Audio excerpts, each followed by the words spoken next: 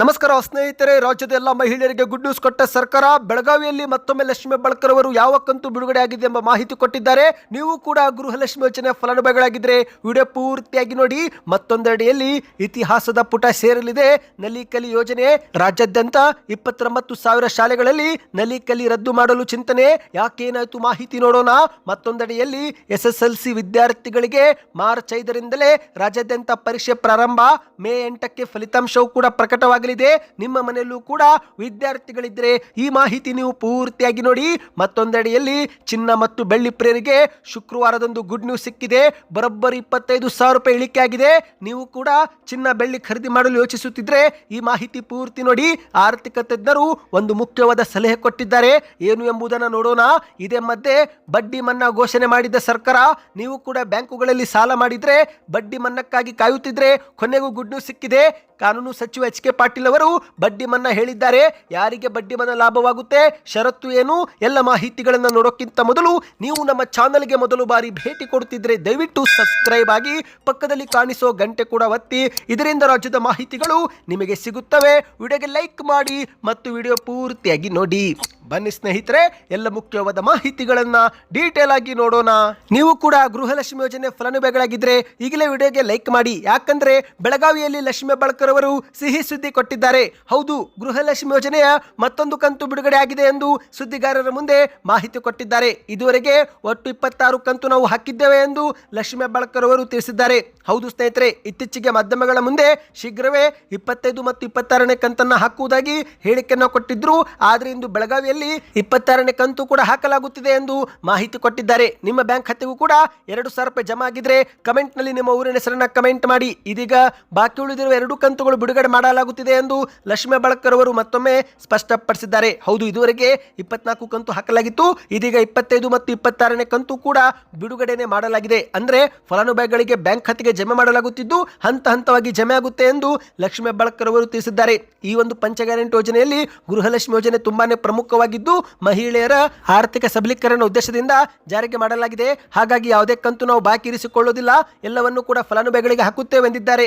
ಲಕ್ಷಾಂತರ ಮಹಿಳೆಯರು ಗೃಹಲಕ್ಷ್ಮಿ ಯೋಜನೆ ನಡೆದಿಂದಲೇ ತಮ್ಮ ದಿನನಿತ್ಯದ ಜೀವನವನ್ನು ನಡೆಸುತ್ತಿದ್ದಾರೆ ಎಂದು ಲಕ್ಷ್ಮಿ ಹೆಬ್ಬಾಳ್ಕರ್ ಅವರು ತಿಳಿಸಿದ್ದಾರೆ. ಅಂದಹಾಗೆ ಸ್ನೇಹಿತರೆ, ನೀವೇನಾದರೂ ಗೃಹಲಕ್ಷ್ಮಿ ಯೋಜನೆ ಅರ್ಜಿ ಸಲ್ಲಿಕೆ ಮಾಡಿ ಇದುವರೆಗೆ ಒಂದು ಕಂತು ಕೂಡ ಪಡೆದುಕೊಂಡಿಲ್ಲವೆಂದರೆ ಸರ್ಕಾರದ ಹೊಸ ವಿಶೇಷ ಸಹಾಯವಾಣಿ ಸಂಖ್ಯೆ ಆಗಿರುವ 181ಕ್ಕೆ ಕರೆ ಮಾಡಿ ಮಾಹಿತಿ ಪಡೆದುಕೊಳ್ಳಬಹುದು. ಹೌದು, ಕೇವಲ ಅರ್ಜಿ ಸಲ್ಲಿಕೆ ಮಾಡಿದರೆ ಸಾಕಾಗೋದಿಲ್ಲ, ಬದಲಿಗೆ ನಿಮ್ಮ ಅರ್ಜಿ ಅಪ್ರೂವ್ ಆಗಬೇಕಂತೆ ಸ್ನೇಹಿತರೆ. ಹೌದು, ಸಾಫ್ಟ್ವೇರ್ ನಲ್ಲಿ ನಿಮ್ಮ ಒಂದು ಅರ್ಜಿಯ ಸ್ಟೇಟಸ್ ಅನ್ನು ನೀವು ಚೆಕ್ ಮಾಡಿಕೊಳ್ಳಬೇಕು. ಒಂದೊಮ್ಮೆ ಅದು ಪೆಂಡಿಂಗ್ ಇದ್ರೆ, ರಿವ್ಯೂ ಇದ್ರೆ ಆಗ ಹಣ ಜಮೆ ಆಗೋದಿಲ್ಲ. ಎಲ್ಲಿವರೆಗೆ ಅಪ್ರೂವ್ ಆಗೋದಿಲ್ಲವೋ ಅಲ್ಲಿವರೆಗೆ ಹಣ ಜಮೆ ಆಗೋದಿಲ್ಲ ಎಂದು ಹೇಳಲಾಗ್ತಾ ಇದೆ. ಕೆಲವೊಮ್ಮೆ ಆದಾಯ ತೆರಿಗೆ, GST ತೆರಿಗೆ ಎಂದು ಹೋಲ್ಡ್ ಮಾಡಲಾಗಿರುತ್ತೆ. ಹಾಗಾಗಿ ಸೇವಾ ಸಿಂಧು ಪೋರ್ಟಲ್ ಅಥವಾ ಕರ್ನಾಟಕವನ್ನು ಬೆಂಗಳೂರು ಗೆ ಭೇಟಿ ಕೊಟ್ಟು ಅರ್ಜಿಯ ಸ್ಥಿತಿಗತಿಗಳನ್ನು ಕೂಡ ಪರಿಶೀಲಿಸಿಕೊಳ್ಳಿ. ಇನ್ನು ಒಂದು ವೇಳೆ ಇನ್ನೂ ಕೂಡ ಅರ್ಜಿನೇ ಸಲ್ಲಿಕೆ ಮಾಡಿಲ್ಲವೆಂದ್ರೆ ಈಗಲೂ ಕೂಡ ಅರ್ಜಿ ಸಲ್ಲಿಕೆ ಮಾಡಬಹುದು. ಯಾಕಂದ್ರೆ ಅರ್ಜಿ ಸಲ್ಲಿಕೆಗೆ ಯಾವುದೇ ಕೊನೆ ದಿನಾಂಕ ಇಲ್ಲ ಎಂದು ಕೂಡ ಲಕ್ಷ್ಮಿ ಹೆಬ್ಬಾಳ್ಕರ್ ಅವರು ಹೇಳಿದ್ದಾರೆ. ಫಲಾನುಭವಿಗಳು ಈಗ ಅರ್ಜಿ ಸಲ್ಲಿಕೆ ಮಾಡಿದ್ರೆ ಮತ್ತು ಅದು ಅಪ್ರೂವ್ ಆದ್ರೆ ಅದೇ ತಿಂಗಳಿನಿಂದ ಹಣ ಜಮೆ ಆಗುತ್ತೆ. ಆದರೆ ಹಿಂದಿನ ಬಾಕಿ ಕಂತುಗಳು ಜಮೆ ಆಗೋದಿಲ್ಲ ಎಂದು ಹೇಳಿಕೆಯನ್ನು ಕೊಟ್ಟಿದ್ದಾರೆ. ಬನ್ನಿ ಇದೀಗ ಮತ್ತೊಂದು ಮಾಹಿತಿಗೆ ಹೋಗೋಣ. ದಯವಿಟ್ಟು ವಿಡಿಯೋ ಸ್ವಲ್ಪನೂ ಸ್ಕಿಪ್ ಮಾಡಬೇಡಿ ಸ್ನೇಹಿತರೆ. ನಲಿ ಕಲಿ ಯೋಜನೆ ರದ್ದು ಮಾಡಲು ಸರ್ಕಾರ ಮುಂದಾಗಿದೆ. ಹೌದು, ಇತಿಹಾಸದ ಪುಟ ಸೇರಲಿದೆ. ನಲಿ ಕಲಿ 29,000 ಶಾಲೆಗಳಲ್ಲಿ ಸ್ಥಗಿತ ಮಾಡಲು ಸರ್ಕಾರ ಚಿಂತನೆ ಮಾಡ್ತಾ ಇದೆ. ಹೌದು, ಈ ಒಂದು ಹಿಂದೆ ರಾಜ್ಯದ ಸರ್ಕಾರಿ ಪ್ರಾಥಮಿಕ ಶಿಕ್ಷಣ ಕ್ಷೇತ್ರದಲ್ಲಿ ಕ್ರಾಂತಿಕಾರಿ ಬದಲಾವಣೆ ತಂದಂತ ನಲಿ ಕಲಿ ಯೋಜನೆಯು ಇದೀಗ ತನ್ನ ಅಸ್ತಿತ್ವ ಕಳೆದುಕೊಳ್ಳುವ ಭೀತಿಯಲ್ಲಿದೆ. ಹೌದು ಗೆಳೆಯರೆ, ಕಳೆದ 30 ವರ್ಷಗಳಿಂದ 1ರಿಂದ 3ನೇ ತರಗತಿಯ ಮಕ್ಕಳಲ್ಲಿ ಕಲಿಕೆಯ ಬಗ್ಗೆ ಆಸಕ್ತಿ ಮೂಡಿಸಲು ಮತ್ತು ಶಾಲೆಯ ಪರಿಸರವನ್ನು ಭಯಮುಕ್ತವಾಗಿಸಲು ಸರ್ಕಾರ ನಲಿ ಕಲಿ ಯೋಜನೆ ಜಾರಿಗೆ ತಂದಿತ್ತು. ಆದರೆ ಈ ಒಂದು ಯೋಜನೆ ಈಗ ರದ್ದು ಮಾಡಲು ಸರ್ಕಾರ ಮುಂದಾಗಿದೆ. ಹೌದು, 1995ರಲ್ಲಿ ಮೈಸೂರಲ್ಲಿ ಪ್ರಾಯೋಗಿಕವಾಗಿ ಪ್ರಾರಂಭವಾದ ನಲಿ ಕಲಿ ಯೋಜನೆಯು 2009ರ ಹೊತ್ತಲ್ಲಿ ರಾಜ್ಯಾದ್ಯಂತ ಎಲ್ಲಾ ಜಿಲ್ಲೆಗಳಲ್ಲಿ ಜಾರಿಗೆ ತರಲಾಯಿತು. ಸದ್ಯ ಈಗ ಈ ಒಂದು ಯೋಜನೆ ಸ್ಥಗಿತಗೊಳಿಸುವ ಕುರಿತಂತೆ ಸರ್ಕಾರ ಆದೇಶ ಹೊರಡಿಸುತ್ತಿದೆ. ಹೌದು, ಶಾಲಾ ಶಿಕ್ಷಕರು ಕೂಡ ಈ ಒಂದು ಯೋಜನೆ ರದ್ದುಗೊಳಿಸುವುದೇ ಉತ್ತಮ ಎಂಬ ಅಭಿಪ್ರಾಯ ವ್ಯಕ್ತಪಡಿಸಿದ್ದಾರೆ. ಹೌದು ಸ್ನೇಹಿತರೆ, ಯಾಕಂದ್ರೆ ಈಗ ನಲಿ ಕಲಿ ಯೋಜನೆ ಪೂರ್ತಿ ಮಾಡಲು ಶಿಕ್ಷಕರಿಗೆ ಆಗುತ್ತಿಲ್ಲ. ಇತ್ತೀಚಿನ ವರ್ಷದಲ್ಲಿ ಶಿಕ್ಷಕರಿಗೆ ಸರ್ಕಾರ ಹೆಚ್ಚುವರಿಯಾಗಿ ಕೆಲಸ ಕೊಡುತ್ತಿರುವುದರಿಂದ ನಲಿ ಕಲಿ ಯೋಜನೆಯಲ್ಲಿ ತೊಡಗಿಸಿಕೊಳ್ಳುವುದಕ್ಕೆ ಕಷ್ಟಕರವಾಗಿದ್ದು, ಹಾಗಾಗಿ ನಮಗೆ ಈ ಒಂದು ಯೋಜನೆ ರದ್ದು ಮಾಡಬೇಕು ಎಂದು ಶಿಕ್ಷಕರ ಸಂಘವು ಸರ್ಕಾರಕ್ಕೆ ಮನವಿ ಮಾಡಿದೆ. ಅಂದಹಾಗೆ ಸ್ನೇಹಿತರೆ, ಈ ಒಂದು ಹಿಂದೆ ನಲಿ ಕಲಿ ಯೋಜನೆ ಪ್ರಾರಂಭ ಏಕೆ ಮಾಡಲಾಯಿತಂದ್ರೆ ಶಾಲೆಯಲ್ಲಿನ ಶಿಕ್ಷೆಯ ಭಯ, ಪರೀಕ್ಷೆಯ ಭಯ ಇದನ್ನು ಹೋಗಲಾಡಿಸಲು ನಲಿಕಲಿ ಯೋಜನೆ ಜಾರಿಗೆ ಮಾಡಲಾಯಿತು. ಹೌದು, ಆಟ ಪಾಠಗಳ ಮೂಲಕ ವಿದ್ಯೆ ಕಲಿಸುವುದು ಯೋಜನೆ ಮುಖ್ಯ ಉದ್ದೇಶವಾಗಿತ್ತು. ಇದರ ಜೊತೆಗೆ ಮಕ್ಕಳು ಕೇವಲ ಪುಸ್ತಕ ಓದುವ ಬದಲು ಇತರೆ ಚಟುವಟಿಕೆ ಮೂಲಕ ಅನುಭವ ಪಡೆದುಕೊಂಡು ಕಲಿಬೇಕೆನ್ನುವುದು ಯೋಜನೆಯ ಉದ್ದೇಶವಾಗಿತ್ತು. ಶಾಲೆಗಳಲ್ಲಿ ಸಣ್ಣ ಸಣ್ಣ ಗುಂಪುಗಳು ಮಾಡಿ ವಿದ್ಯೆ ಕಲಿಸುವ ಜೊತೆಗೆ ಆಟಗಳನ್ನು ಕೂಡ ಆಡಿಸಲಾಗುತ್ತಿತ್ತು. ಆದರೆ ಇತ್ತೀಚೆಗೆ ಶಿಕ್ಷಕರಿಗೆ ಹೆಚ್ಚುವರಿಯಾಗಿ ಕೆಲಸ ಬಂದಿದ್ದ ಪರಿಣಾಮ ಈಗ ನಲಿಕಲಿ ಯೋಜನೆ ಸ್ಥಗಿತ ಮಾಡಬೇಕು ಎಂದು ಅವರು ಬೇಡಿಕೆ ಇಟ್ಟಿದ್ದಾರೆ. ನಿಮ್ಮ ಪ್ರಕಾರ ಈ ಒಂದು ಯೋಜನೆ ಸ್ಥಗಿತವಾಗಬೇಕು, ಮುಂದುವರಿಸಬೇಕು? ನಿಮ್ಮ ಅನಿಸಿಕೆಯನ್ನು ಕಮೆಂಟ್ ಮಾಡಿ. ಇನ್ನು ಇದೇ ಮಧ್ಯೆ ಸ್ನೇಹಿತರೆ, 10ನೇ ತರಗತಿ ವಿದ್ಯಾರ್ಥಿಗಳಿಗೆ ಪರೀಕ್ಷಾ ವೇಳಾಪಟ್ಟಿ ಬಿಡುಗಡೆ ಮಾಡಲಾಗಿದೆ. ಹೌದು, ನಿಮ್ಮ ಮನೆಯಲ್ಲೂ ಕೂಡ SSLC ಹೋಗುವ ವಿದ್ಯಾರ್ಥಿಗಳಿದ್ದರೆ ಕಮೆಂಟ್ನಲ್ಲಿ ಯಾವ ಊರು ಎಂಬುದನ್ನು ಕಮೆಂಟ್ ಮಾಡಿ. ಮಾರ್ಚ್ 18ರಿಂದ ಪರೀಕ್ಷೆ ಪ್ರಾರಂಭ, ಮೇ 8ಕ್ಕೆ ಫಲಿತಾಂಶವೂ ಕೂಡ ಬಿಡುಗಡೆ ಮಾಡಲಾಗುತ್ತಂತೆ. ಹೌದು, ಕರ್ನಾಟಕ ರಾಜ್ಯದ ಲಕ್ಷಾಂತರ ವಿದ್ಯಾರ್ಥಿಗಳ ಭವಿಷ್ಯ ನಿರ್ಧಾರ ಮಾಡುವ ಪ್ರಮುಖ ಘಟ್ಟವಾದ SSLC ವಾರ್ಷಿಕ ಪರೀಕ್ಷೆಯ ವೇಳಾಪಟ್ಟಿ ಇದೀಗ ಬಿಡುಗಡೆ ಮಾಡಲಾಗಿದೆ. ಕರ್ನಾಟಕದ ಶಾಲಾ ಪರೀಕ್ಷಾ ಮತ್ತು ಮೌಲ್ಯ ನಿರ್ಣಯ ಮಂಡಳಿ ಅಧಿಕೃತವಾಗಿ ವೆಬ್ಸೈಟ್ನಲ್ಲಿ ಮಾಹಿತಿ ಪ್ರಕಟಿಸಿದೆ. ಹೌದು, ಈ ಬಾರಿಯ ಪರೀಕ್ಷೆಗಳು ಮಾರ್ಚ್ 18ರಂದು ಪ್ರಾರಂಭಗೊಂಡು ಏಪ್ರಿಲ್ 2ರವರೆಗೆ ನಡೆಯಲಿದ್ದು, ನಂತರ ಮೇ 8ರಂದು ಫಲಿತಾಂಶವು ಕೂಡ ಪ್ರಕಟವಾಗಲಿದೆ ಎಂದು ಹೇಳಲಾಗ್ತಾ ಇದೆ. ಪ್ರತಿ ವರ್ಷದಂತೆ ಈ ಬಾರಿಯೂ ಕೂಡ ಪರೀಕ್ಷಾ ಅಕ್ರಮ ತಡೆಗಟ್ಟಲು ಮತ್ತು ಸುಗಮವಾಗಿ ಪರೀಕ್ಷೆ ನಡೆಸಲು ಶಿಕ್ಷಣ ಇಲಾಖೆ ಈಗಲಿಂದಲೇ ಸಕಲ ಸಿದ್ಧತೆ ಮಾಡಿಕೊಳ್ತಾ ಇದೆ. ಹೌದು ಸ್ನೇಹಿತರೆ, ಮಾರ್ಚ್ 18ರಂದು ಪ್ರಥಮ ಭಾಷಾ ವಿಷಯಗಳೊಂದಿಗೆ ಪರೀಕ್ಷೆ ಆರಂಭವಾಗುತ್ತೆ. ಏಪ್ರಿಲ್ 2ಕ್ಕೆ ಸಮಾಜ ವಿಜ್ಞಾನ ವಿಷಯದೊಂದಿಗೆ ಪರೀಕ್ಷೆ ಮುಕ್ತಾಯಗೊಳ್ಳುತ್ತೆ. ಈ ಬಾರಿ ರಾಜ್ಯಾದ್ಯಂತ ಸುಮಾರು 8,50,000ಕ್ಕೂ ಹೆಚ್ಚು ವಿದ್ಯಾರ್ಥಿಗಳು ಪರೀಕ್ಷೆಗೆ ಹಾಜರಾಗುವ ನಿರೀಕ್ಷೆ ಇದೆ. ಈಗಲೇ ಶಿಕ್ಷಣ ಇಲಾಖೆ ಎಲ್ಲಾ ಪರೀಕ್ಷೆ ಕೇಂದ್ರಗಳಲ್ಲೂ CCTV ಕ್ಯಾಮೆರಾ ಕಡ್ಡಾಯವಾಗಿ ಅಳವಡಿಕೆ ಮಾಡಬೇಕು ಎಂದು ಶಾಲೆಗಳಿಗೆ ಸೂಚನೆ ಕೊಟ್ಟಿದ್ದು, ಪರೀಕ್ಷಾ ಅಕ್ರಮಗಳಿಗೆ ಕಡಿವಾಣ ಹಾಕಲು ಹದ್ದಿನ ಕಣ್ಣು ಕೂಡ ಇಡಲಾಗುವುದು ಎಂದು ಶಿಕ್ಷಣ ಅಧಿಕಾರಿಗಳು ಎಚ್ಚರಿಕೆ ಕೊಟ್ಟಿದ್ದಾರೆ. ಸ್ನೇಹಿತರೆ, ನಿಮ್ಮ ಮನೆಯಲ್ಲೂ ಕೂಡ ವಿದ್ಯಾರ್ಥಿಗಳಿದ್ದರೆ ಯಾವ ತರಗತಿಯಲ್ಲಿ ಓದುತ್ತಿದ್ದಾರೆ ಎಂಬುದನ್ನು ನೀವು ಕಮೆಂಟ್ ಮಾಡಿ. ಬನ್ನಿ ಇದೀಗ ಮತ್ತೊಂದು ಮಾಹಿತಿಗೆ ಹೋಗೋಣ. ಚಿನ್ನ ಮತ್ತು ಬೆಳ್ಳಿ ಪ್ರಿಯರಿಗೆ ಗುಡ್ ನ್ಯೂಸ್. ಹೌದು, ಶುಭ ಶುಕ್ರವಾರ ಬಂದಿದೆ ಸ್ನೇಹಿತರೆ. ಕಳೆದ ವಾರದಂತೆ ಈ ಶುಕ್ರವಾರವೂ ಕೂಡ ಚಿನ್ನ ಮತ್ತು ಬೆಳ್ಳಿ ಭರ್ಜರಿ ಇಳಿಕೆಯಾಗಿದೆ. ಹೌದು, ನಿನ್ನೆಯೂ ಕೂಡ ಇಳಿಕೆಯಾಗಿತ್ತು, ಇದೀಗ ಮತ್ತೆಯೂ ಕೂಡ ಇಳಿಕೆಯಾಗಿದೆ. ಫೆಬ್ರವರಿ 6ರಂದು ಚಿನ್ನದ ಬೆಲೆ ಭರ್ಜರಿ ಇಳಿಕೆ ಕಂಡಿದೆ ಸ್ನೇಹಿತರೆ.